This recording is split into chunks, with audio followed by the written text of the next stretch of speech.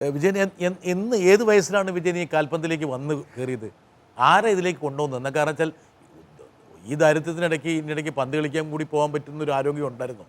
ചേട്ടാ ഞങ്ങളുടെ കോലത്തുംപാടം എന്ന് പറഞ്ഞ സ്ഥലം ഫുട്ബോളായിട്ട്, കാരണം സ്റ്റേഡിയം മുകളിലാണ്, ചേട്ടൻ കണ്ടോ, സ്റ്റേഡിയം മുകളിലാണ്, ഞങ്ങളുടെ വീടിന് നേരെ മുകളിലെ സ്റ്റേഡിയം.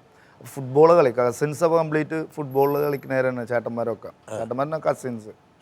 അപ്പോൾ അവർ കളിക്കണമല്ലോ, അവരുടെ കൂടെ തുണിപ്പന്ത് കളി ചെറുപ്പത്തിലേക്ക് കളിക്കും. അപ്പോൾ ജോസ് പറമ്പെന്ന് പറഞ്ഞ ഒരാളാണ്, ആൾ മരിച്ചു. അപ്പോൾ അത് എന്നെ കണ്ടത് അപ്പോൾ 3 ഇയറിൻ്റെ ക്യാമ്പ്, സ്പോർട്സ് കൗൺസിൽ പ്രൊഡക്റ്റാണ് ഞാൻ. അപ്പോൾ സ്പോർട്സ് കൗൺസിലാണ് ക്യാമ്പുണ്ട്. ഞാൻ പഠിച്ച ഒരു കോളേജാണ് കേരളോറമ്പ കോളേജ്, തൃശ്ശൂർ. അവിടെ ഭയങ്കര വിജയനൊക്കെ ഒരുപാട്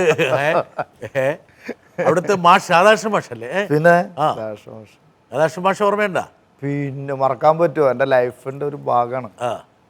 ഞാനിപ്പോൾ പറഞ്ഞെന്താന്ന് കേട്ടോ. എന്നിട്ട് അവിടെ നിന്നാണ് സ്പോർട്സ് കൗൺസിലിൻ്റെ ക്യാമ്പ് ഉണ്ടോ, 3 ഇയറിൻ്റെ ക്യാമ്പ്. അപ്പോൾ എനിക്കറിയില്ല, പേപ്പറൊന്നും വരത്തുള്ള കപ്പാസിറ്റി ഇല്ല എന്നറിയാമല്ലോ. അപ്പോൾ ഈ ജോസ് പറമ്പെന്ന് പറഞ്ഞ ആളാണ് സ്പോർട്സ് കൗൺസിലിൻ്റെ ക്യാമ്പിൽ ഉണ്ടാക്കുന്നത്, 3 ഇയറിൻ്റെ ക്യാമ്പിൽ. അപ്പോൾ ചാത്തുൻ സാറായിരുന്നു അവിടെ കോച്ച്.